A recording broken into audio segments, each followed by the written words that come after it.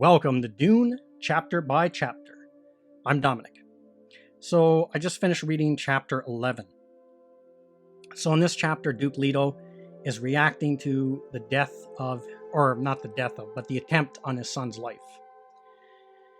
And he gets so overwhelmed with anger that he feels like he's going to explode, but he has to keep that anger in check. And he has to keep a cool head because he has to think rationally because still lots of work to do. And, you have to be like that to outsmart the Harkonnens.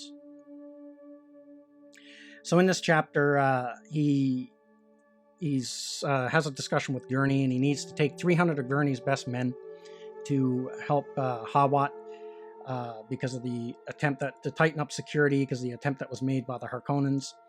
And also he wants Gurney Halleck to convince some of the workers that were working on the spice harvesters and stuff that they need a lot of those men to stay because they're very valuable to mining of the spice and the operations there on Arrakis.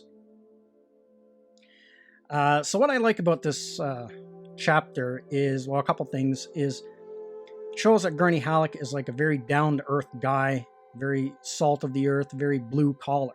He has that ability that he can, slum it down with the workers and be crass when he has to be, or he can, fit in easily enough with Duke Leto and Lady Jessica and all the higher up class people. So he's kind of like a good bridge between those two classes. And Duke Leto acknowledges that in this chapter. So that's a cool thing about the character of Gurney Halleck. So he can talk at that level. He can communicate at that level. So he's going to get Gurney Halleck. That's going to be his job, is he's going to go ahead and he's going to talk to the remaining workers, because there's a lot of workers that want to leave. They have permission to leave through the Judge of the Change. They can leave Arrakis and go elsewhere. So he wants Gurney Halleck to go talk to them and incentivize them, using increased pay, things like that, and bonuses and higher positions of power to get these valuable workers to stay behind in a way that only Gurney Halleck would be able to convince them, and probably not someone, of like a higher stature. And that really makes me think of like some real life situations where, I've always had like manual labor jobs. And whenever you had one case in particular, I worked at this company where we were all like just blue collar guys, just all grunt workers. And the company decided we didn't have any pension benefits or healthcare benefits or anything like that. So the company decided they were going to get some. So they shopped around. So they had two guys come in from this insurance company, like higher up insurance guys. And they were going through the whole program and talking to us, but you can just tell the language that they use, they kind of underestimated the intelligence of the crowd when they were given that. They were kind of taken back by some of the questions that they weren't expecting from a group of grunts, I guess, let's say. So there's always that kind of like a divide of what even like society is classes, that's just a reality, whether you like it or not. And that's where you can see those classes kind of go against each other in situations like that. So it's always good to have someone around who can, speak on that level. Someone who is already there in the trenches and who knows about that world and who knows about that lifestyle easily to better communicate those types of things. So I like that part, that showcases that part of Gurney Halleck, that he's like, this down-to-earth man, very blue-collar, salt-of-the-earth type person, but at the same time can be diplomatic and be an assassin when the need arises. That's cool. And now the other thing I want to talk about, because we hear talk in this chapter again about the Faufreluches system. And that's basically a class system. So we know that Dune is a feudal society, and you have this class system. And so I looked it up on the Dune wiki just to kind of get a better idea of what it is. So the Faufreluches was a term commonly used to describe the class system employed during the days of the Old Imperium. The Faufreluches system was meant to provide some sort of order for the way in which humanity related to one another, both to maintain order and civility, and to keep certain groups under control within the Imperium. However, it attempted to minimize alienation of individuals or minorities by providing everyone. The motto of the Faufreluches system was a place for every man, and every man in his place. So it was an attempt to, I guess, even the playing field for the common folk. That's kind of what I get out of that.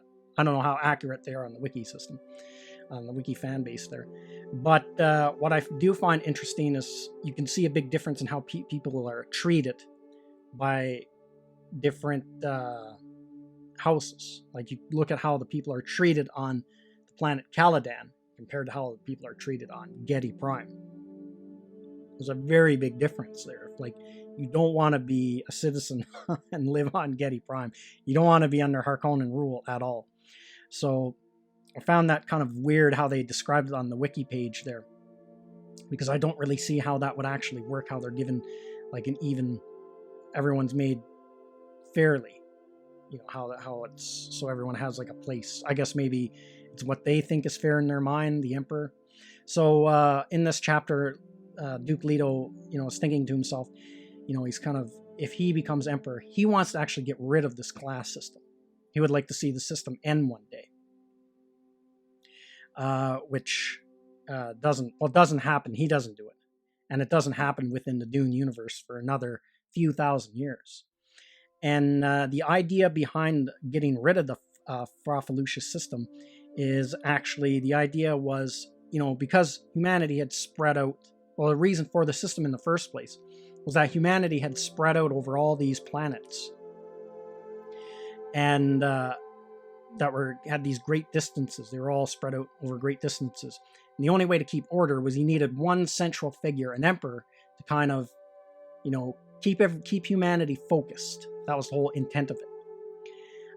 But Paul Atreides and even Alia and then Leto too, because of their prescience, they could see that the grave fault in this, by having this kind of like, I guess, everyone under one centralized rule, is that humanity would become stagnant over long stretches of time. And that could open humanity up to any number of dangers because of that.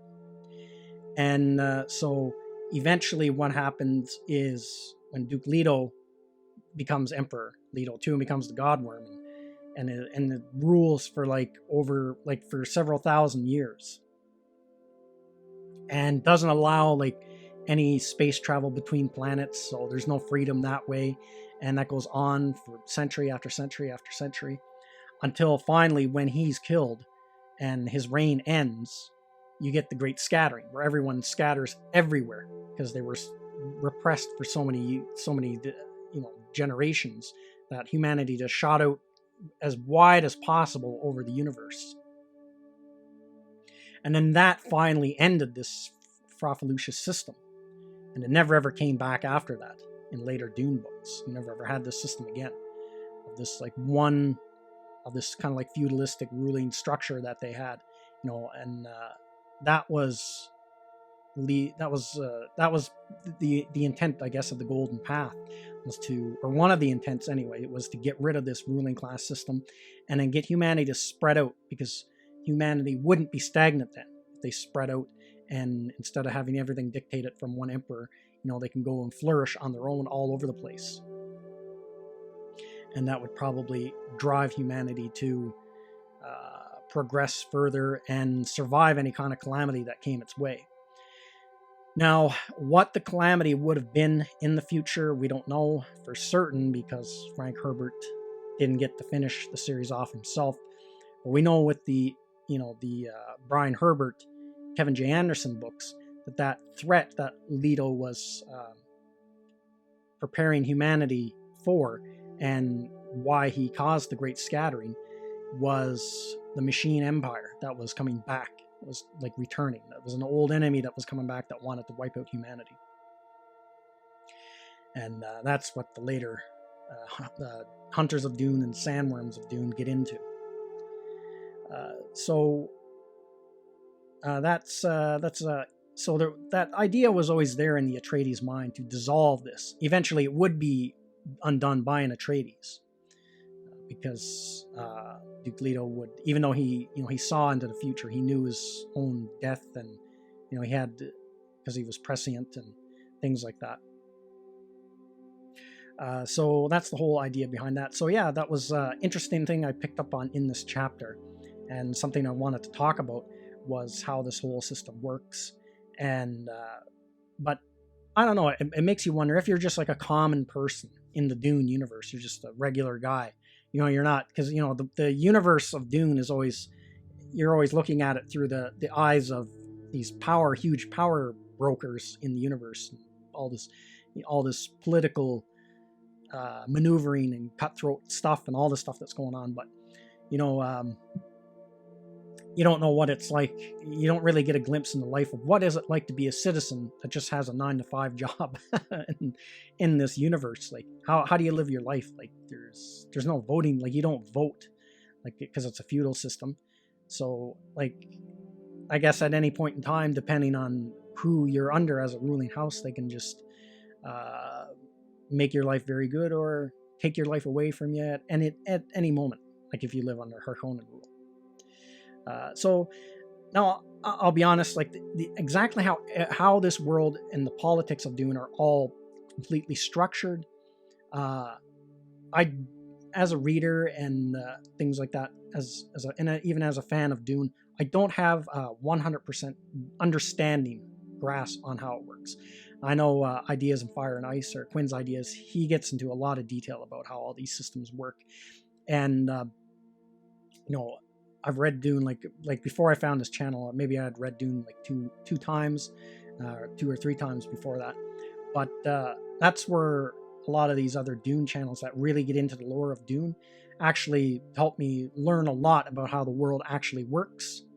And then when I go back and read the book, then things make even more sense than before. It gives me even a better insight to how things work.